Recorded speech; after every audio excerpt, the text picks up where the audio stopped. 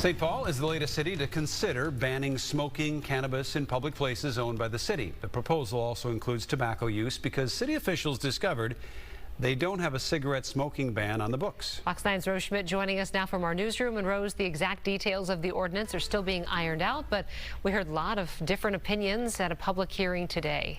We sure did. So council members even have different ideas about how to define public places.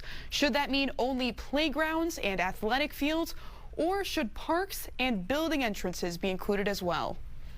We've got a lot of people to get through. 24 people spoke directly to St. Paul City Council members Wednesday night about a potential ban on cannabis and tobacco smoke in places controlled by the city. I am here in support of the proposal to prohibit smoking in public spaces such as parks in St. Paul. This ordinance will overwhelmingly do more harm than good. The ordinance describes the potential threats that secondhand smoke poses, as well as the need to protect people under 21 from marijuana exposure. Anti-smoking advocates urge the council to think about the public health effects. My kids need and deserve to have a safe and healthy space in the city where they enjoy being kids. So while some people are trying to find places for adults to smoke, I'm trying to find safe spaces where our kids can have fun. Smoke is smoke. There are stacks of research that say smoke of any kind is harmful to our health. And after enduring months of poor air quality due to the Canadian wildfires, I have an even greater appreciation for safe, clean air. Minnesota law allows local governments to adopt ordinances, making it a petty misdemeanor to use cannabis in public places.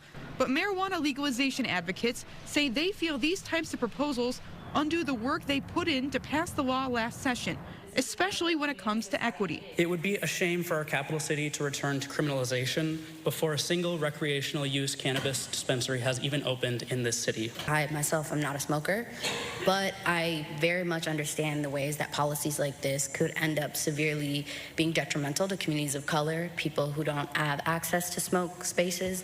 Council members are also weighing the possibility of a lesser enforcement tactic, including education or an administrative citation. Council members can propose more changes to this ordinance. Then there will be another public hearing next week. Kelsey? All right, thank you, Rose. Representative Ilhan Omar and Hennepin County Attorney Mary Moriarty hosting a community conversation about legal marijuana today. That meeting at the U of M also included a panel of experts discussing the recent legalization of marijuana in Minnesota. Congresswoman Omar speaking on her support for the legalization, saying it should continue taking steps forward. These reforms are long overdue, but a step in the right direction for restorative justice. The only way to repair the history of harm caused in communities around the country is to follow the footsteps of the 23 states, including ours, and decriminalize marijuana at a federal level. After the remarks, community members and students were able to ask some questions. Recreational marijuana became legal in Minnesota last month. Also happening today, Governor Walz begins the search for a leader of the new state Office of Cannabis Management.